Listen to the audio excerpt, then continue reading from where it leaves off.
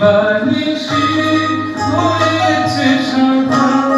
যমুনাটি বলতে পারে কতবার কেঁদেছে রাধা যমুনাটি বলতে পারে